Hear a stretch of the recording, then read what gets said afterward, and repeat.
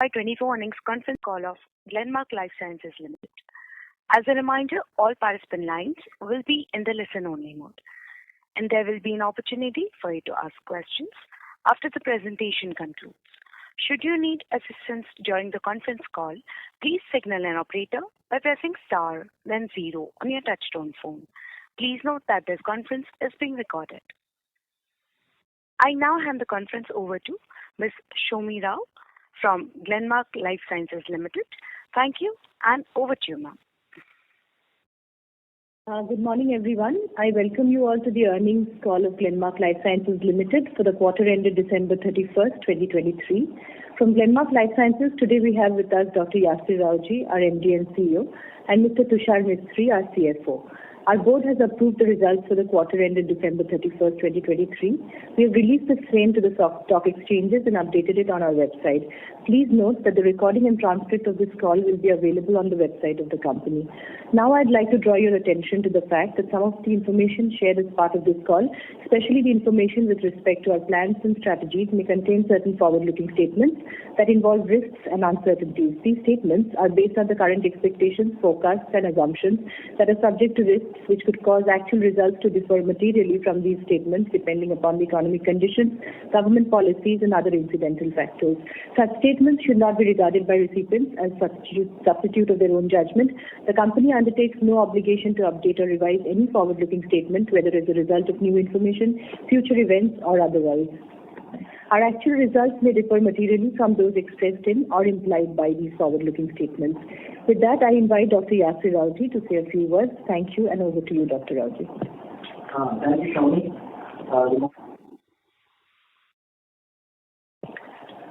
Wish you all a happy New Year. I'm sorry to interrupt, sir. Can you please start over because your line, your audio broke, sir. Oh, okay.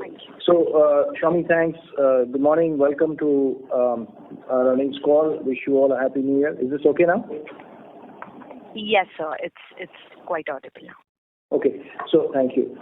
So, as we get into the new year, just a quick overview in terms of what's happening in the industry overall. So, things have picked up. Certainly, the U.S. has improved. Inflation also seems to be cooling down, which is a big positive. With respect to geopolitical issues, of course, these conflicts are not helping the situation, but it's manageable, I would say. There's an improvement from China in terms of the supply situation, and things have definitely eased. The domestic economy is also doing well, so we see a robust demand overall. This business with the Red Sea may have some impact, mainly on freight, but it also results in longer supply chains, so it would have some kind of inventory impact. We may have to stock up a little more, but let's see how that pans out. As far as our performance goes, we've had decent performance. We've had just under 6% growth on the top line. This is driven by an external business of just under 10% growth, and then GPL has been flattish this quarter. From a regional perspective, we've had solid growth in India, US, Latin America, and ROW markets, whereas the Europe business has been flattish. Japan has reported a degrowth because of some inventory at the customers that they built up in the last few quarters on account of launches. As we guided in the previous quarters, CDMO has had a significant upturn in Q3. We've signed a new contract for a supply of API. This is a multi-year agreement, and the minimum offtake commitment is about $5 million. We expect that this contract will commercialize sometime next year, and it could also lead to significant expansion with this customer. Also, with respect to other clients, we've got other irons in the fire with respect to CDMO. And those are also progressing very nicely. Now, before getting into the pipeline, it's important that we emphasize that, even though we've had a single-digit growth, the bottom line growth has been much better because of our focus on niche products, cost management, and optimum utilization of our resources. So while top line has been a little soft, right, the bottom line continues very strongly. Now, in terms of product pipeline, we continue to file in various markets. So our DMF and CEP filings have crossed 500 as of December 31st. Again, driven largely by cardiovascular and CNS therapies. During the quarter, we added 4 new products to the pipeline with 1 high-potency API and 3 synthetic small molecules. So coming to high-potency API, we now have 13 products with an addressable market of 24 billion, and 3 products have been validated, and 4 products are in advanced stages. Now, before I conclude, I'd like to share an update on the Nirma acquisition. So we've received an approval from the Competition Commission of India and are waiting for some more approvals for completion of the open offer and so on. Now, once these steps are finalized and the deal is complete, we will proactively communicate to you, providing clear insights into our future strategy. Till then, I request your patience on this subject. As highlighted in the previous call, the core strategy of GLS will remain unchanged. Any new strategy developed will only be incremental to our core approach. In closing, I am optimistic of delivering stable growth in FY24, driven by a pretty solid order book in the external business, including CDMO business. However, we expect some slowdown in the GPL business, which might lead to slightly lower growth than initially projected for the year. So, with that, I'll hand it over to Tushar, our CFO. Tushar, over to you. Thank you, Dr. Yasir. Hello and good morning, everyone. Welcome to our Q3FY24 earnings call. I would like to briefly touch upon the key performance highlights for the quarter and 9 months ended 31st December 2023, and then we'll open the floor for questions and answers. Our revenue from operations for the quarter stood at 573 crores, a growth of 5.9% year-on-year, a de-growth of 3.8% on a sequential basis. This was driven by a steady 9.8% growth in external business, which was offset by a flattish GPL business. The gross profit for the quarter was at 331 crores, up 19.8% year-on-year. Gross margin for the quarter was at 57.7%, mainly on account of better product mix and lower input costs. EBITDA for the quarter was at 174 crores, up 14.6% year-on-year. EBITDA margin for the quarter was at 30.4%, driven by better gross margins. As mentioned in Q2 FY24 earnings call, employee costs remained elevated due to the bonus accruals based on the past performance of the management. The employee costs will remain higher for Q4 as well, and then shall return to normalcy. The PAT for the quarter stood at 119 crores, a growth of 13.1% year-on-year, with PAT margins coming at 20.7%. Let me quickly discuss 9 months numbers as well. Revenue from operations for 9 months FY24 was at 1,747 crores, a growth of 13.4% year-on-year. Gross profit for 9 months was at 983 crores, up 22% year-on-year. Gross margin for 9 months expanded by 390 basis points to 56.3%. EBITDA was at 542 crores, up 17.3%, with margins at 31%. PAT for 9 months was at 373 crores, up 16.3% year-on-year. Moving on to the segmental performance for Q3 FY24. Generic API revenues grew by 6.4% year-on-year to rupees 511 crores, driven by strong growth in external business. CDMO business recovered strongly with revenue of rupees 36 crores, a growth of 40.4% quarter-on-quarter and 27.2% year-on-year. I would also like to highlight that the new CDMO agreement, which Dr. Yasir alluded to in his opening remarks, improves our revenue visibility for the CDMO business in coming year. Looking at the therapeutic mix, CVS and CNS portfolio continues to lead the growth, with diabetes portfolio seeing good traction during the quarter. R&D expenditure for the quarter was at 18.4 crores, which was 3.2% of our sales. Touching upon the balance sheet and cash flow, movements, starting with working capital. Working capital remained stable during 9 months at 170 days. CapEx for 9 months was at 93 crores, and we expect to close FY24 with a CapEx of around 150 to 160 crores. We continue to remain a net debt-free company. For 9 months FY24, we generated free cash flow of 221 crores with cash and cash equivalents of 236 crores on the books as of 31st December 2023. To conclude, as Dr. Yasir mentioned, our order book remains strong, and but Q4 is something that we are looking at as how it will get to. And with that, I would like to conclude my remarks, and we can open the floor for Q&A. Thank you very much, sir. We will now begin the question and answer session. Anyone who wishes to ask questions may please press star and 1 on their touchtone phone. If you wish to withdraw yourself from the question queue, you may press star and 2.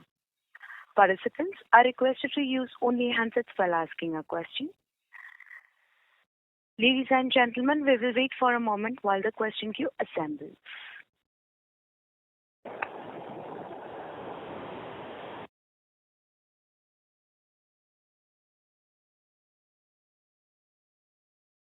The first question is from the line of Tarang Agarwal from Old Bridge Asset Management. Please go ahead. Hello, morning, and thank you for your time. Am I audible? Yes, sir. There is a background disturbance from your line, sir. Okay, just give me a second, please. Yeah. Yeah, am I audible now? Yes. Yes, okay. sir, you're audible. Okay, thank you. Congratulations on good set of numbers. I had 3 questions. One, if you could comment on the volume growth for the business for this quarter. The second question is, on the employee cost, the run rate at which we are running at currently, would it be prudent to presume this to be the new base as we move to FY25? Or some part of it is really one time, and in that sense, the real base will be lower.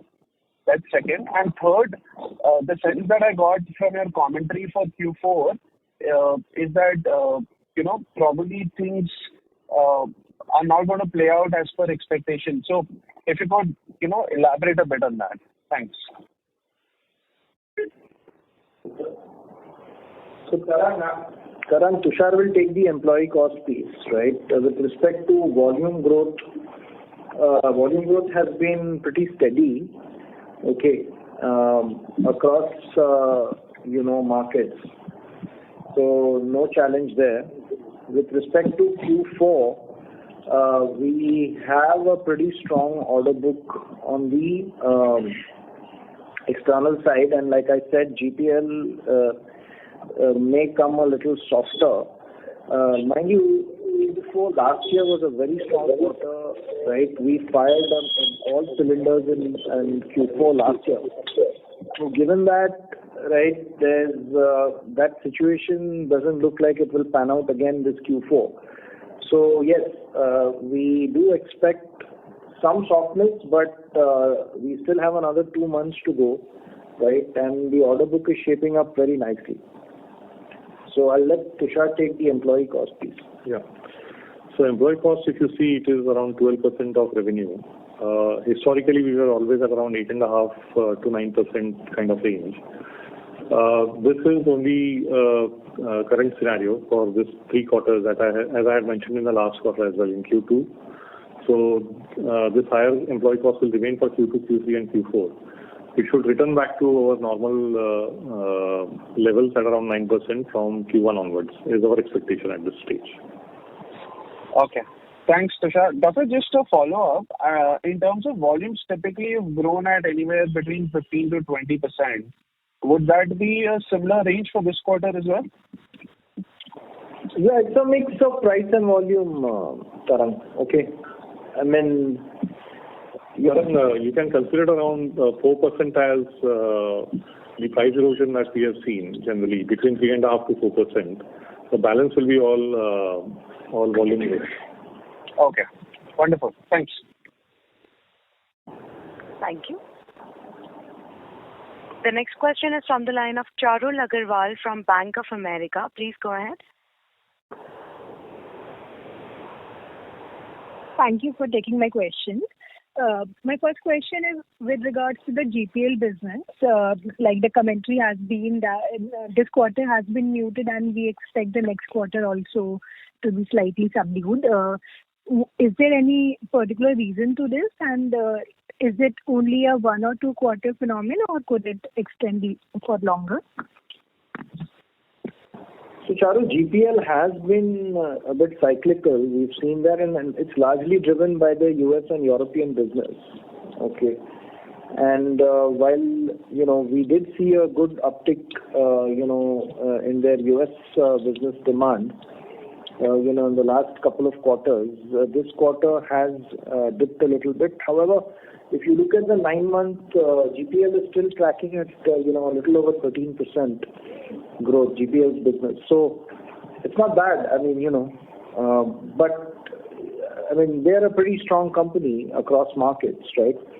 So we don't see that this is going to be, any kind of weakness going forward. Okay, thank you. So that does not imply anything with regards to sales to GLS going down, right? This is just a temporary phenomenon. No, that varies. Like I said, it's a bit cyclical. It moves up and down, but then we supply to them from largely the regulated markets. Okay. Thank you, sir. So my second question is with regards to the gross margin expansion that you have seen. So would it be possible to break it down into drivers in terms of what proportion of it could be improvement in input costs, what proportion could be mixed? So if you go from, let's say, a 52% to 57%, right, or that delta has been driven partly by improved input prices, and we also announced this new CDMO, business, right, for which we made validation supplies, and so it's a mix where CDMO played a bigger role in, and that this CDMO business also has better margins. So these are the two main reasons: the input costs as well as the mix improvement. Got it. Even the QOQ gross margin improvement would be these factors only, right? CDMO has been slightly higher. Yes. Got it.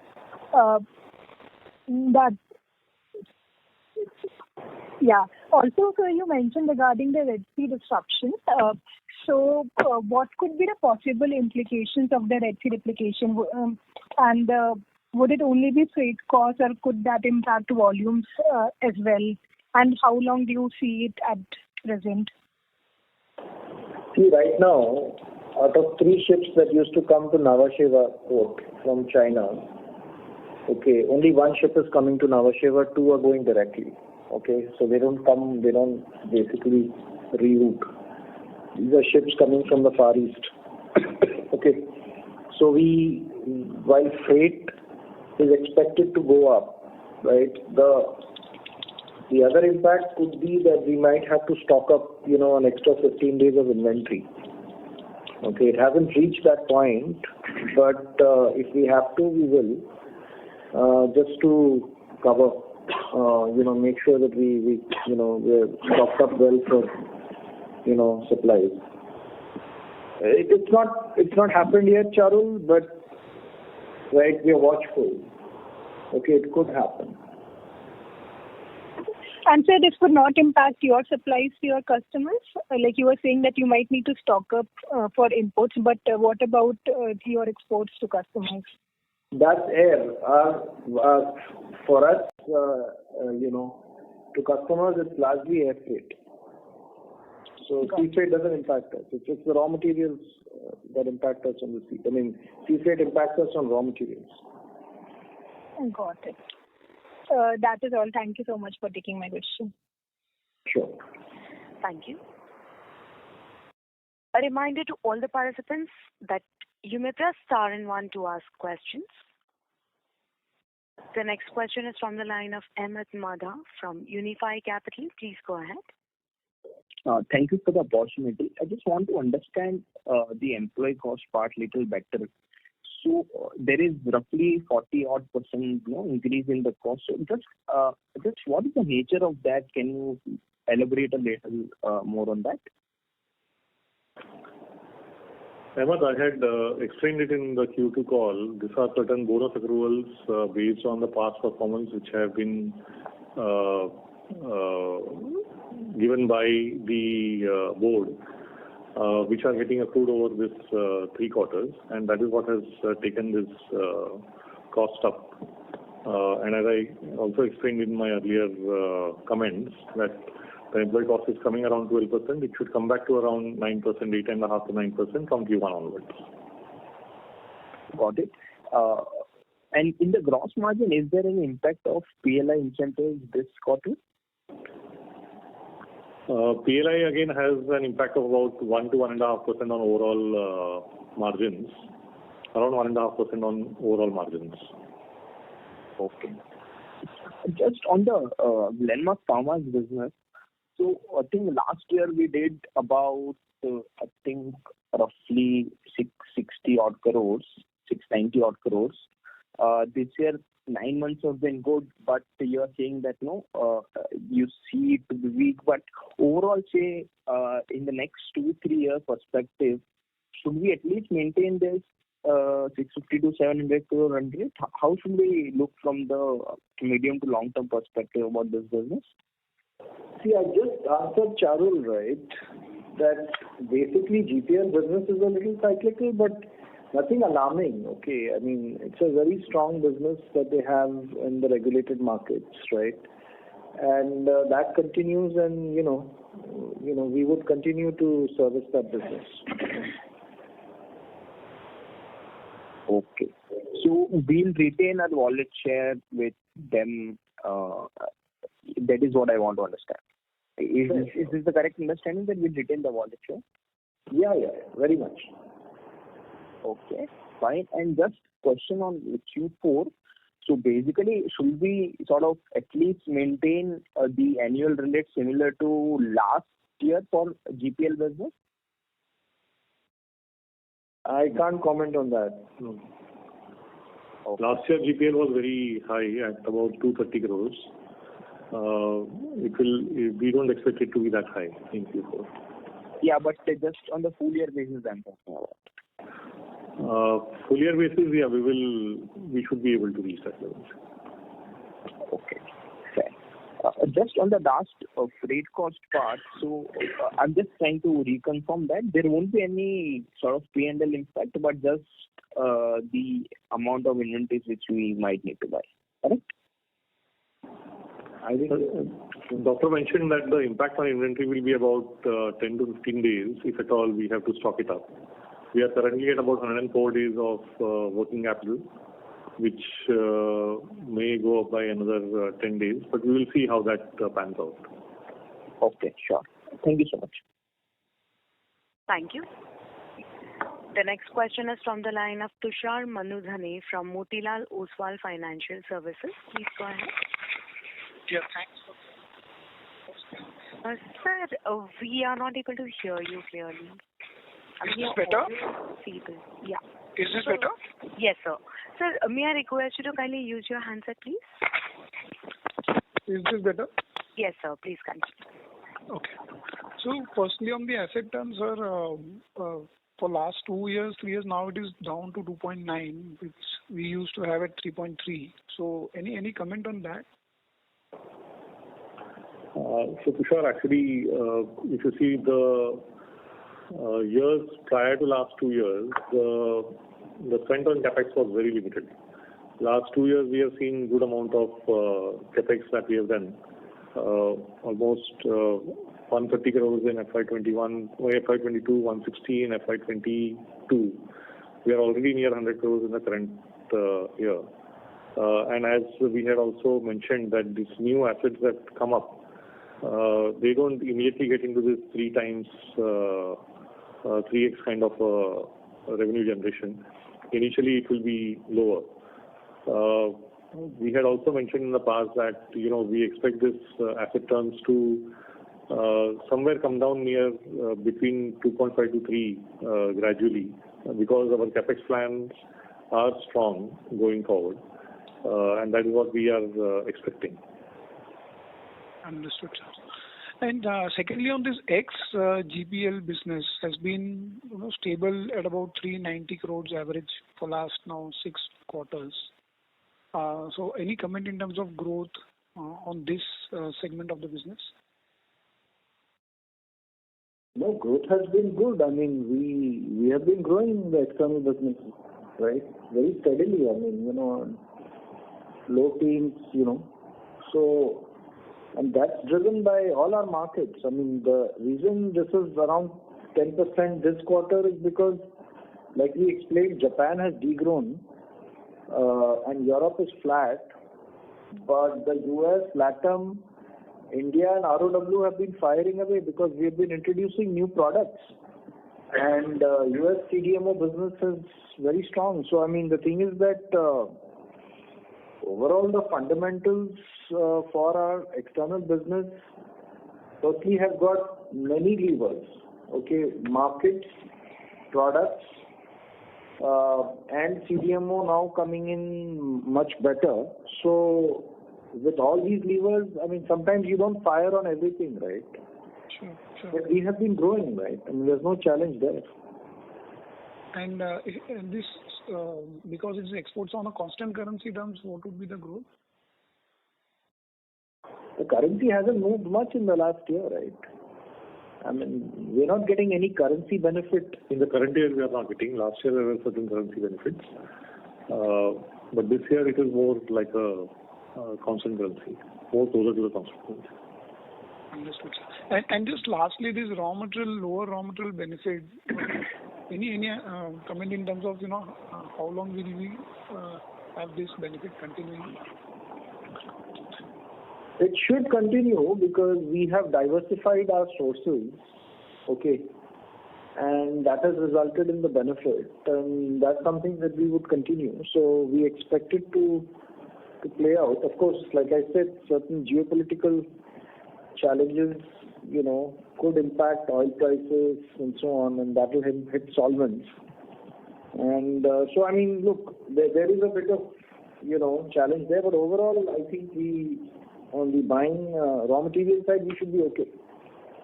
No great challenge there.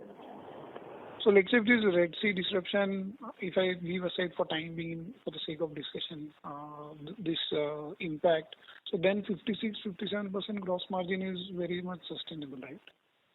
See, again, I explained, right, to Charul, right, that basically the margin improvement, if you take from roughly 52, where we normally are 52, 53 to 57.7, right.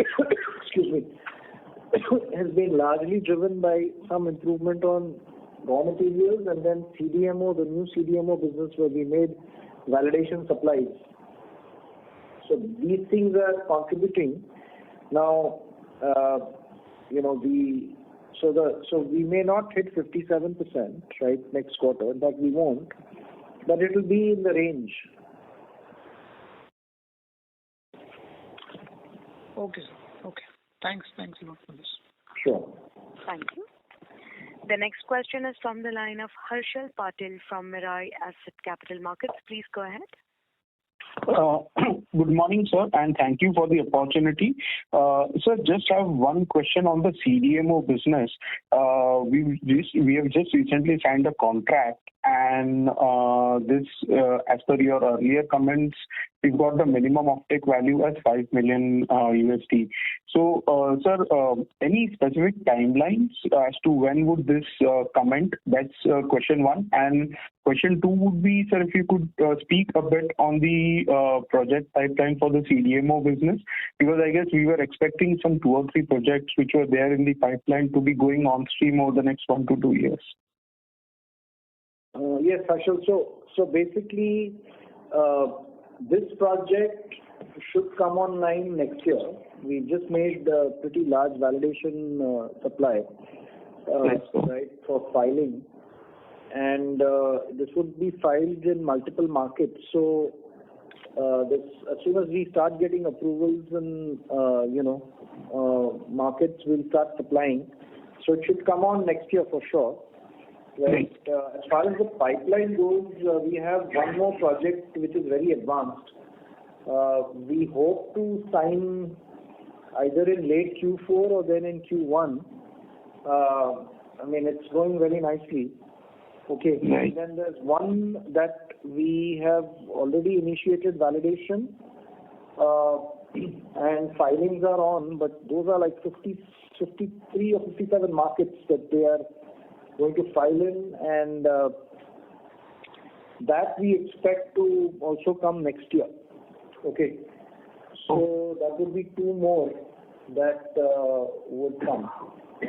There are further discussions also on CDMO on other projects. So those discussions are going very nicely, and let's see how that pans out. But to answer your question, it's two more in the pipeline that we have very clear visibility on. Precisely. And the two ones which are there in the pipeline would definitely have better revenue potential than the ones we already are supplying to. If I have to just get some qualitative inputs on that. Typically, they are ranging between $5 and $10 million. Typically, okay. Right? Our projects are not that big, right, but they are decent size, right? And Right, sir. That helps.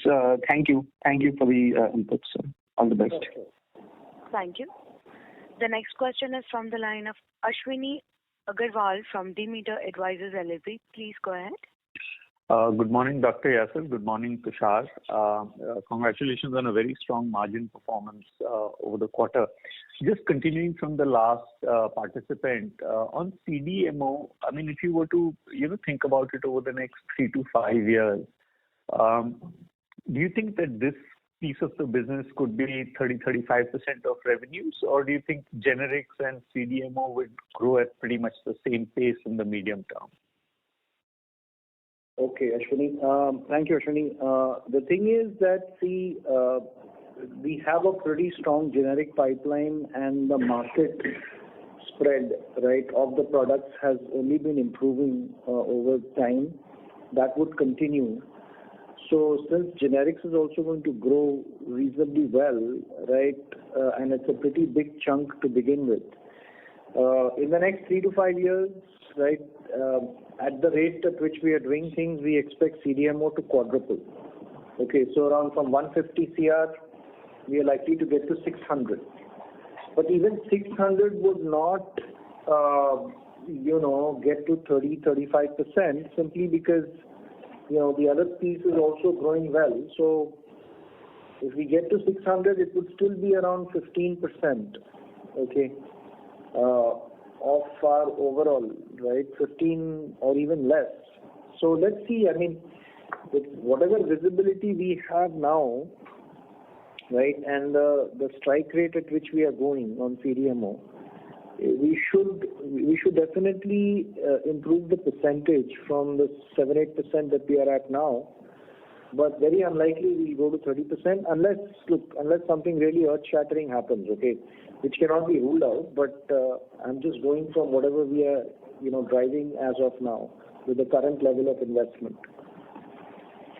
Okay. Thank you. And one more follow-up on the CDMO contract that you just signed for $5 million, which has an expected revenue line of $5 million at the minimum in fiscal 25. Just if you could share some color on, are you the sole supplier? Is this a technology transfer where the innovator transferred what they knew to you, or you helped develop them? How sticky is this relationship? Would you continue to be the sole supplier in the foreseeable future? If you could provide some color around that. Okay, so while we didn't do a tech transfer, and that's why the regulatory timeline goes to next year, right? We did do a fair amount of customization for the to get the business. Okay. The thing is, obviously, in our kind of CDMO play, What is important is we match the current supplier of the innovator, okay, which in many cases is the innovator itself, okay, and they are going to stop their own manufacturing and move to us because they get a very large cost advantage. So I don't see any reason why they would continue their old supply. So yeah, we would be the sole supplier once the regulatory approvals are in place.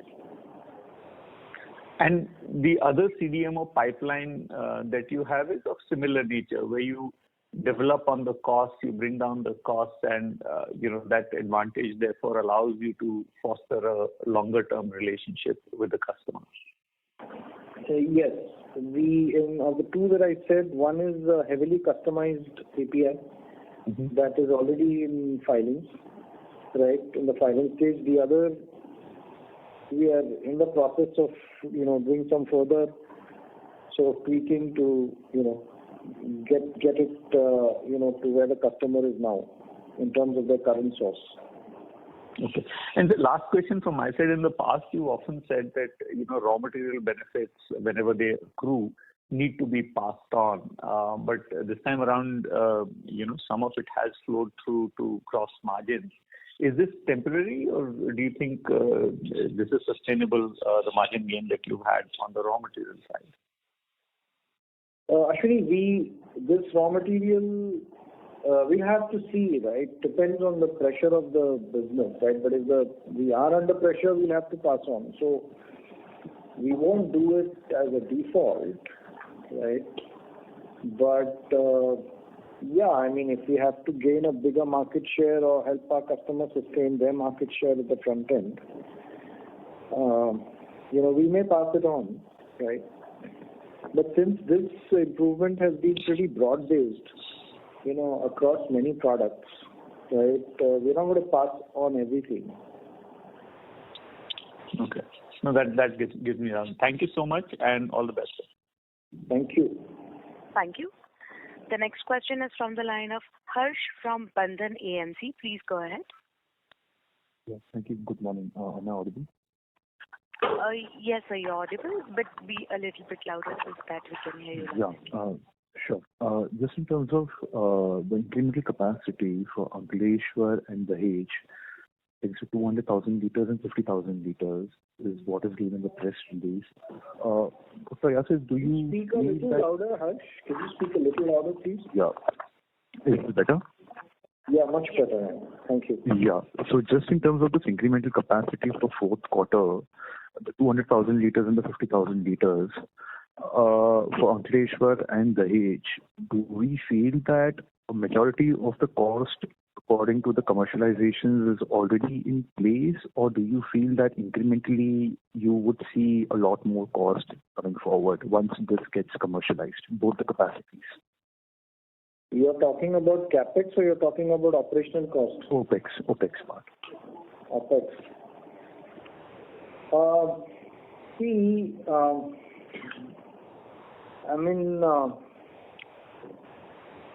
OPEX is not likely to increase greatly. When we go with the incremental capacity, we are going for bigger batches, okay, at the product level.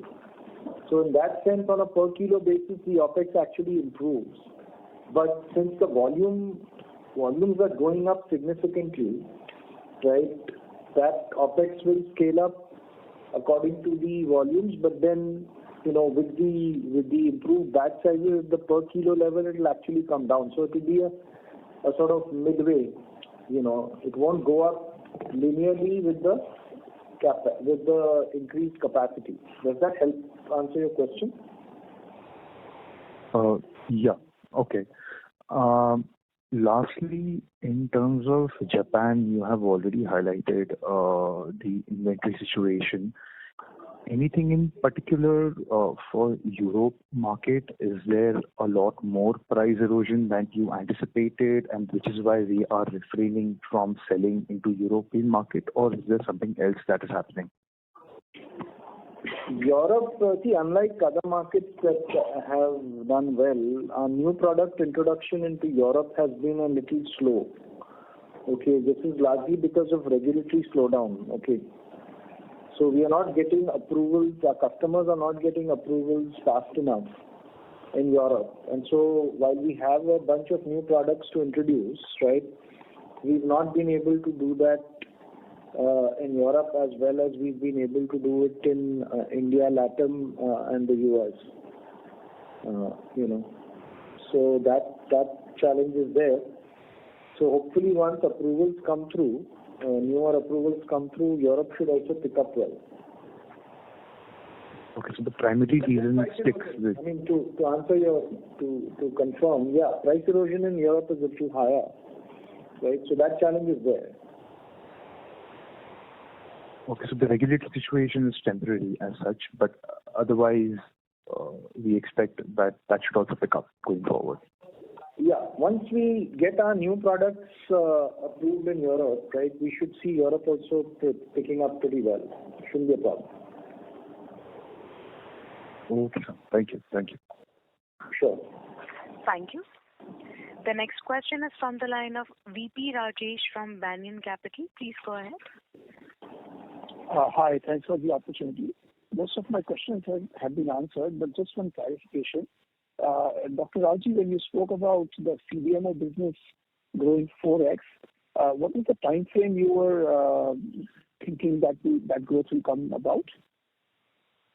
3 to 4 years. Okay, 3 to 4 years. Thank you. That's all. Thank you. The next question is from the line of Aegis from Unifi Capital. Please go ahead. Yeah, hi, Dr. Raoji. Congratulations and thanks for the opportunity. Dr. Raoji, I want to take you back to probably the initial few conversations you had post IPO, where you were very articulate in explaining us that how you had migrated customers in the US to address the pricing pressure challenges by moving and introducing second generation molecules and phasing out the first generation molecules, thereby addressing the price erosion. And you had given the example of sartans at that point of time, I remember. So Dr. Raoji, in this journey, where have we reached? And it also reference to the point of Europe, because you mentioned a bit about pricing pressure. So is it that those European customers, we are still in that journey? And could you speak a little bit more about this? Yeah, it's a very good question. See, the thing is, this whole business of second, third gen processes, right, is something that we have to continue to do. Because on the generic side, right, most markets have, our customers face a lot of pricing pressure at the front end. So that is something that we continue to do, and with the regulatory filings happening in a timely manner, that is something that has panned out. Because see, if you look at our price erosion, right, overall in the business, it's about 5 to 6%. Okay. So in order to continue to deliver on margins the way we've been, this is something that we have been doing, and the customers have been very supportive, right? And we continue to keep our customers competitive. That's the name of the game, really. And then, of course, you come back with, you sort of add the launch products to that. And the launch products obviously give you better margins, right? But then the same thing applies even to the new launches, where, we've got to be ready with the next gen process to be able to, keep the customers in the game, if they've already sort of entered at a good, with a good market share. So it's an ongoing process. I mean, to continue to drive the margins and to keep our customers competitive. Got it. And Dr. Raoji, how many such, competitors use or follow this approach? Because we've not heard a lot of companies call out this kind of process of trying to upgrade molecules and help customers. And, you had extensively spoken about all those filings where you help them a lot. So who's your key competitor you face, who's also following this kind of an approach and where there is competitive pressures or challenges? So see, we have about 100 commercial APIs now as we speak, right? Okay. And there's no single competitor that we have in all 100 of these APIs. But in any given API, we would have, one or two competitors, right, in India or China that we'd have to take them seriously. Okay. The good news for us is that because we are in the regulated market space, right, the whole regulatory approval process is a pretty, involved process where we've got to convince the regulators that the next gen process is as good as the earlier process, right? And that takes some doing. So not only from a chemistry perspective, but also from an overall, specifications, methods, right, controls on genotoxic impurities. All this plays a big role, and so that really thins out the competition for us because the regulators have become much more stringent with respect to, genotoxic impurities. You must have heard about nitrosamines if you've been following this space. But many of our competitors, fall out because they are not able to successfully address, this whole business of nitrosamines. And we have been, lucky or clever or whatever you want to say, but we've been sort of addressing this upfront rather than, it hits our customer and then the regulator comes back with a big query. So, I mean, net, the second, third gen process involves a lot of work, not only on the chemistry side, but on the regulatory side as well. And that's why, we've been able to successfully migrate our customers to the next gen processes with not much competition. I mean, the competition is there. I mean, I like I said, we take them seriously. And, so, I mean, that's the way things are working here at GLS. Thank you, Doctor. That was very helpful. And, Doctor, one last thing. Since the time you've been listed, the CDMO business has been in broadly a band. And, you spoke about, the breakout towards the 600 crores over the next 4 years. I just wanted to understand that is it that these 2 years were seeding stages, which, where we were trying to establish our, excellence of products with customers, and that's why you believe the scale up, or are there any other significant growth triggers or drivers? So is it you're spot on, okay? I mean, CDMO does have a long gestation period. And we've got a long pipeline, right? More than 10, 12 projects that are in discussions. But by the time they bear fruit, right? I mentioned about 2 that are coming online pretty quickly, right? But there's others that are also going to follow, right? So we expect that, we'll have a good number of projects in the next 2 to 3 years. And that's why we are very confident that, we'll get to the 600 crore very comfortably. Thanks, Dr. Rawji, and all the best. Thank you. Thank you. You may press star and 1 to ask questions. The next question is from the line of Naman Kumar Bhansali from Perpetuity Ventures LLP. Please go ahead. Good morning, sir. Just one question on the USFDA inspections that they are going to trigger. So, what are the facilities due for the USFDA inspection and the newer ones which are coming in? Yeah, so all 3 facilities that are USFDA inspected are due for inspection going by the 3-year cycle. Okay. We expect them anytime at any of our facilities. And so, it should happen anytime. I mean, we are frankly hopeful that it happens soon so that, we kind of, over the hump there, right? But all 3, yeah. I mean, they are due. Got it. Thank you. Sure. Thank you. The next question is from the line of Tushar Bora from MK Ventures. Please go ahead. Yeah, thanks for the opportunity and congratulations to the management for a steady set of numbers. Sir, first thing quickly on the CDMO strategy. Historically, as you just explained also on the call, we've been focused more on life cycle management products, right? Is there any thought though to also pursue, pure CDMO opportunities, working closely with innovators on new molecules? Any efforts or steps in that direction? So Tushar, you know what?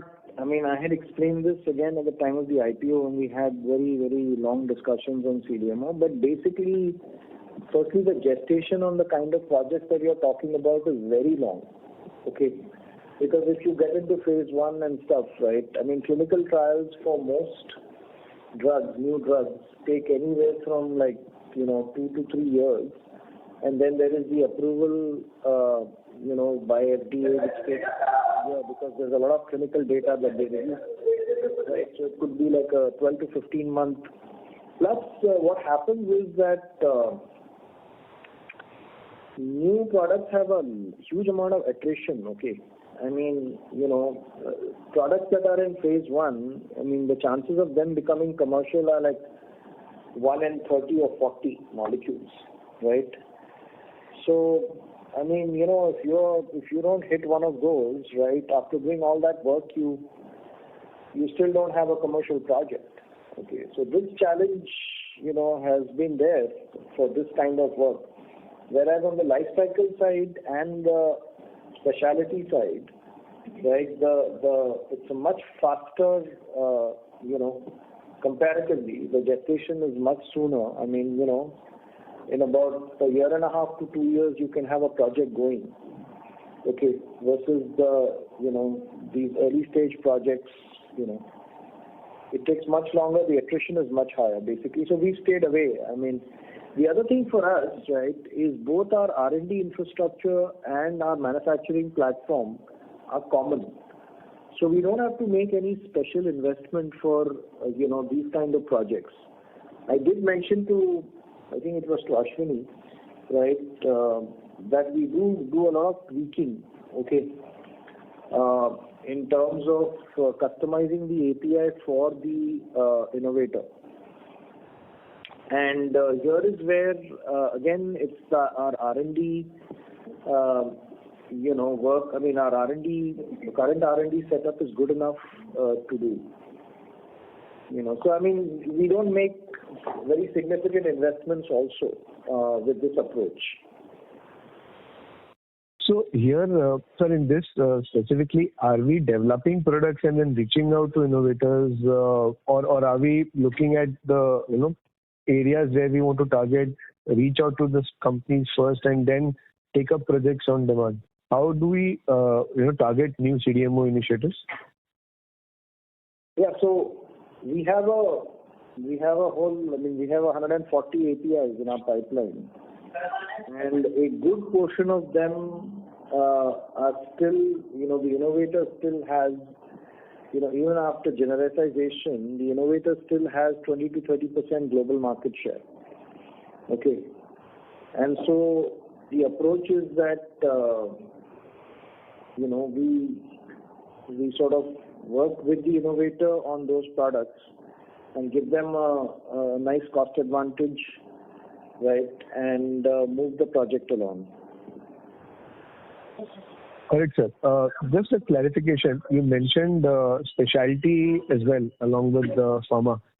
Are we actually targeting any specialty chemicals or areas beyond pharma in our CDMO initiatives? Is there something on the thought? So Tushar, in our current pipeline of 3 commercial products, right, or now I should say 4, right, two are of this kind, specialty. Okay. Got it, sir. Thank you so much. The one last thing on the overall size of the business. We mentioned CDMO over next 4 years will go 150 to maybe 600. Overall business will maybe slightly more than double. But since your CDMO business is at much higher margin, the overall gross margin profile should move up or at least remain the same. The CDMO should compensate for maybe loss of margin on the generic side. So it's good to assume that we should be at or above the current margin profile as the CDMO penetration improves. Yeah, that over the long term we can expect that, Tushar. Got it. Thank you so much, sir. I'll join back in. Thank you. The next question is from the line of Tarang Agrawal from Old Bridge Asset Management. Please go ahead. Thank you for giving me time again. So mine is a more generic question. I just wanted to, get some insights from you on how the API landscape is today versus where it was, say, a year and a half back, both from an industry standpoint and from GLS's standpoint, as you see it today. See, the demand environment is growing at 6%. I mean, API stands at about 220 billion overall market. Okay. And that is a pretty nicely growing market. For GLS, because our concentration is on the chronic areas, again, we are very much in sync with how this is growing. So there's a lot of stuff happening now. Anti-cancer was one area where we were not there, but we are rapidly catching up on anti-cancer, right? But apart from that, CVS, CNS, diabetes, and pain are good areas. They are all chronic, right? So we continue to drive our portfolio in that direction. And just from a nuts and bolts perspective, how do you see the pricing environment in context of where it was, say, a year and a half back? Clearly, your intermediate or raw mat prices have come off meaningfully. But how do you see the pricing environment for your end products overall? Has it become more aggressive, or you're seeing some element of stability? No, Tarang, it will always be aggressive.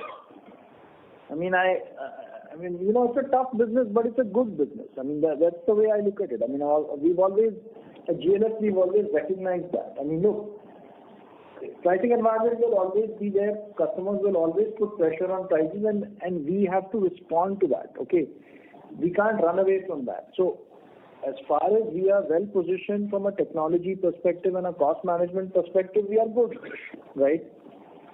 I mean, the world is not going to be kind to us. Okay, let me put it that way, right? We've got to be smart at it and continue. Perfect. Thank you so much, sir. All the best. Sure. Thank you. The next question is from the line of Charul Agrawal from Bank of America. Please go ahead. Thank you for the follow-up.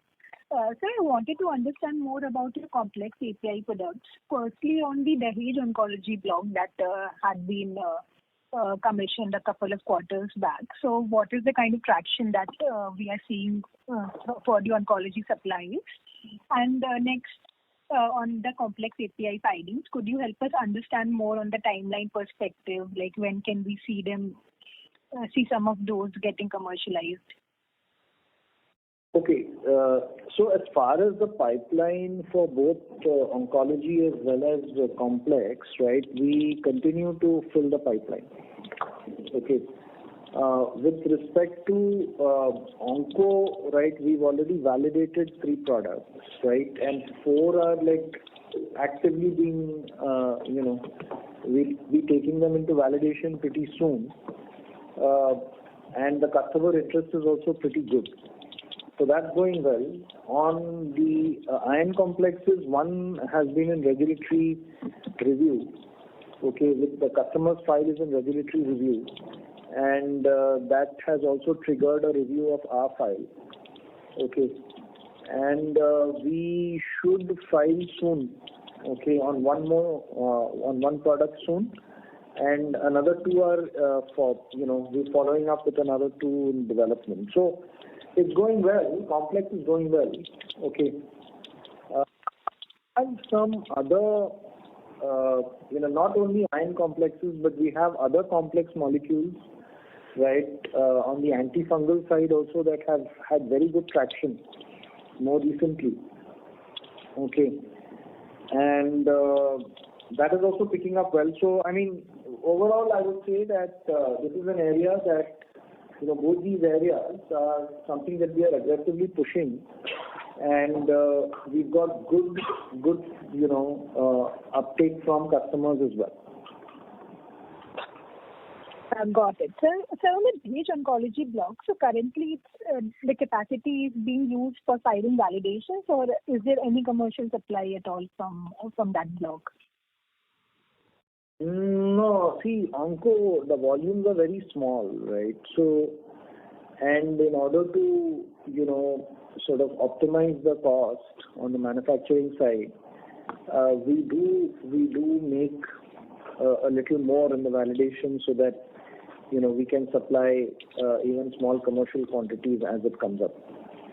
So we are not in full-fledged commercial manufacturing, but then that onco block is not a very big burden also from the cost perspective. Got it. Thank you, sir. That answers my question. Thank you.